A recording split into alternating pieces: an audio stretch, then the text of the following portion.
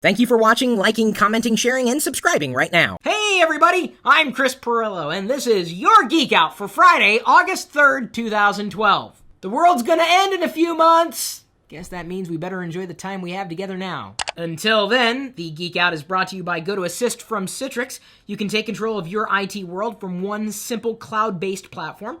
GoToAssist's proactive alerting allows you to fix small issues before they become big problems. And for a free 30-day trial, you can head over to GoToAssist.com, click the Try It Free button, and use the promo code Pirillo.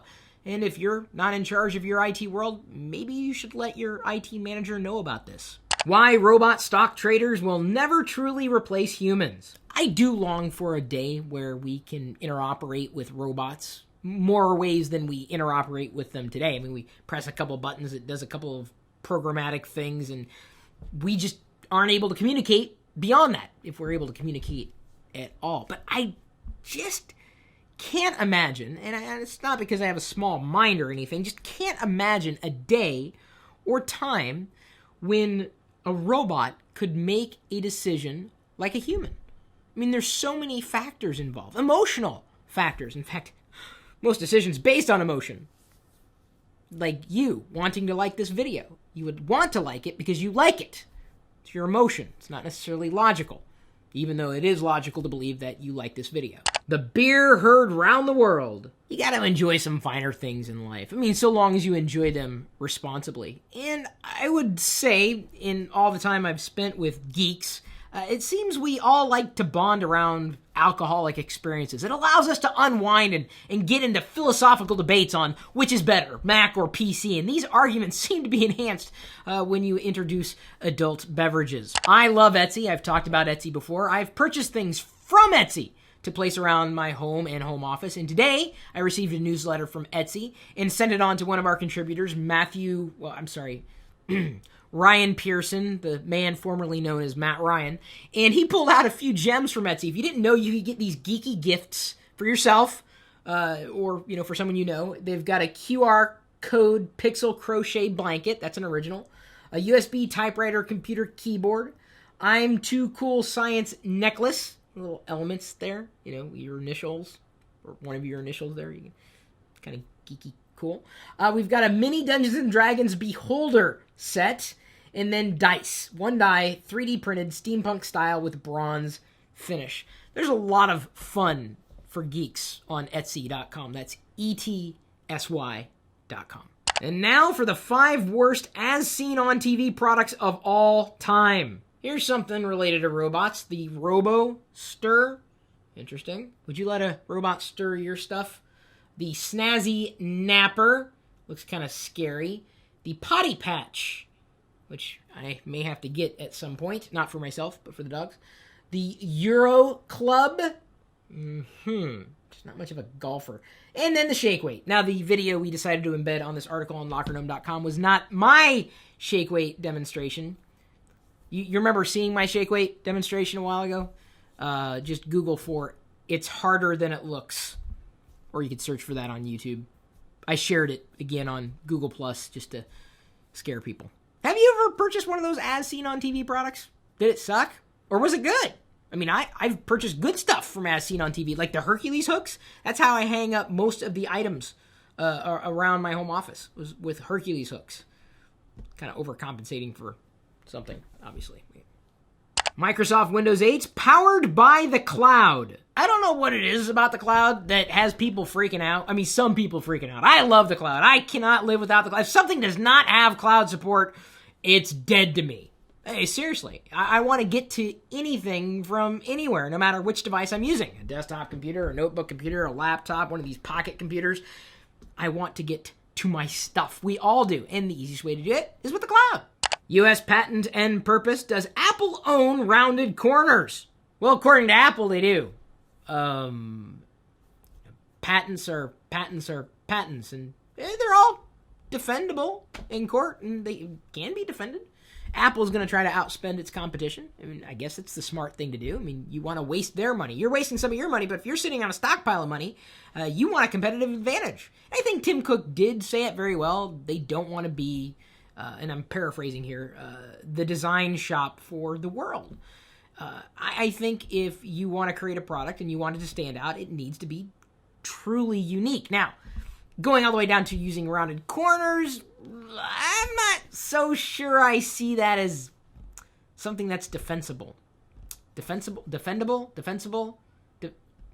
Which one is it? Talking to my invisible producer again. Please don't call it a Trash 80. A 35th anniversary salute to Radio Shack's TRS 80. Never had one. But happy birthday! Cybersecurity Act blocked by Senate. I guess that's potentially a good thing. I don't know if we've elected any senators who really truly understand the problems that average users face. Oh, well, they just need to plug out of the internet and not get online and do things, and they will be safe. I'm not saying that all the people that we've elected act like that. It's just, generally speaking, they kind of don't know what they're talking about in terms of technology. And unfortunately, the only people who are communicating with our elected officials are lobbyists. So, if you really want to influence change, don't vote. Become a lobbyist. SpaceX wins $440 million contract with NASA to develop Space Shuttle Successor. I hope that one day we will go back to the moon and hang out there. Put a live camera stream. See if aliens are on the other side once and for all. Was that too conspiratorial for y'all? Samsung Galaxy Note 2 will arrive on August 29th. You guys looking forward to it? I know some people use the Galaxy Note. I would like to see what it is, how well it works, the experience. I'm happy right now with my choice of a tablet computer, but things may change. I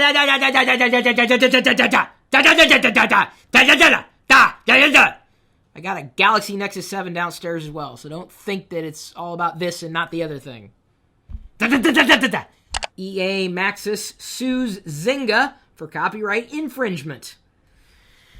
Wow, I guess the vil may have a villain after all. I don't really get tied into those games. I've got to do other things, like get tied into other games. On LockerGnome.net, Lacobus writes, what is your favorite video editing software?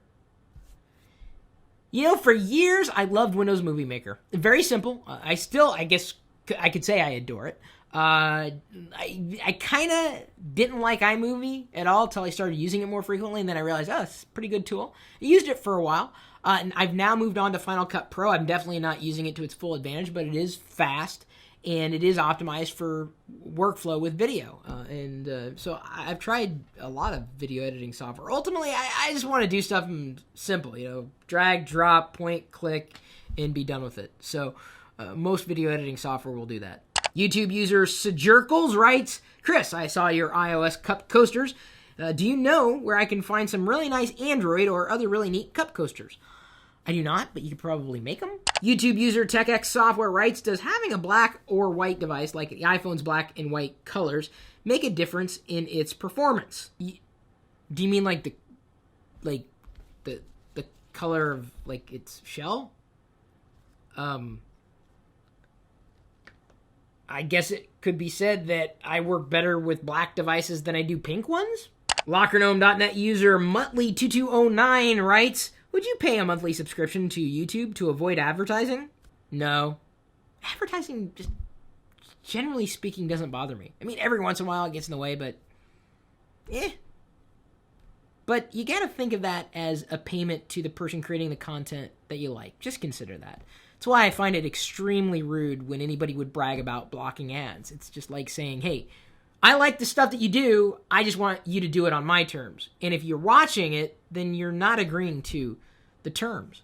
It's rude. It's a slap in the face. It makes your favorite content producers not want to produce content, or it certainly doesn't make you look like an outstanding community member. It's okay. You can do whatever you want to do, just like I can do whatever I want to do. I'm just saying, it's a relatively small price to pay. Nothing.